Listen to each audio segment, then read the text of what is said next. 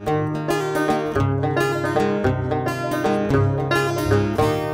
FRCA, le syndicat du sucre de la Réunion et Groupama vous présentent Terre d'ici.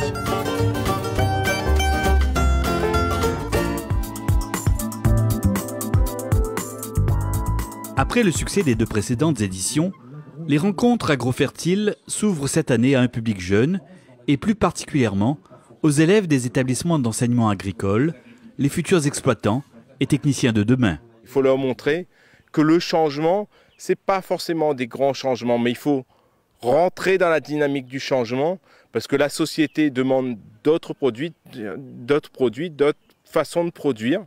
Le marché aujourd'hui va plutôt sur l'agriculture biologique, souhaite des produits avec moins d'utilisation de phytosanitaires. Et ben, il faut apporter des solutions et c'est leur dire aujourd'hui, c'est possible, on a fait des recherches, qu'on trouve des solutions et on les partage avec ce public-là en particulier. Durant ces 2 journées, sur le site de l'Armée Flore à Saint-Pierre, ces jeunes ont ainsi pu voir et toucher de près les techniques mises en œuvre pour développer une agriculture performante, mais également respectueuse de l'environnement. L'innovation, c'est les technologies nouvelles.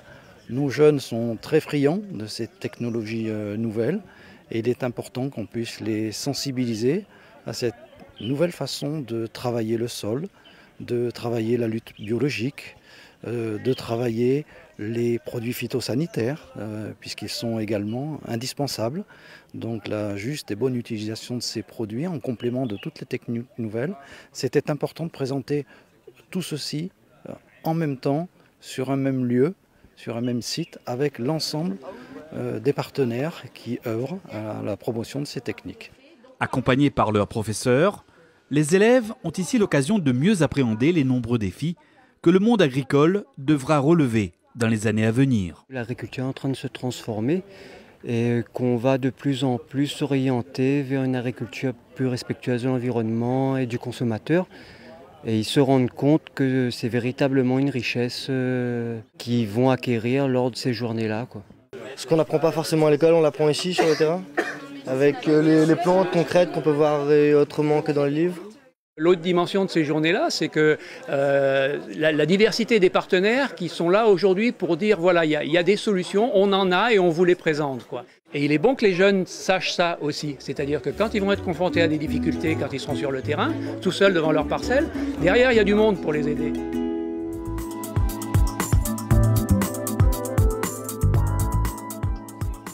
Au lycée, il y en a? Tu connais combien ils coûtent au lycée? Les plus jolis, mais connaît les plus jolis. Non, mais ça, les plus. Là, on l'a pas peint, la métallique comme il est, etc. Au lycée, la machine, il vaut 300 €. Cette petite machine-là, il vaut 300 €. Là-dessus, moi, on a une roue, excusez-moi, on m'a trouvé dans la la déchetterie. Après, on a une lame ici que on paye 16 €. Au total, moi, on a pour 40 € de matériel. Fabriquer soi-même son propre matériel et à moindre coût, c'est ce que Éric Maillot, technicien machinisme à la Chambre d'agriculture, veut montrer à ses élèves d'un lycée agricole. Et donc le principe reste le même pour désherber, une lame qui permet de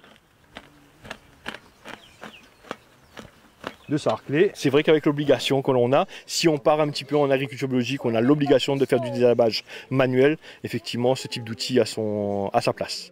Organisée par l'Armée Flore et ses partenaires, cette 3e édition des rencontres agrofertiles s'adresse cette année aux élèves des établissements d'enseignement agricole.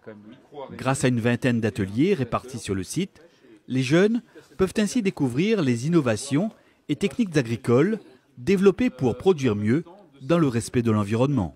On leur montre notre principal auxiliaire de culture de roses, Amblisius swersky, voilà son petit nom. Alors un grand nom pour une petite bestiole qui fait de grands services.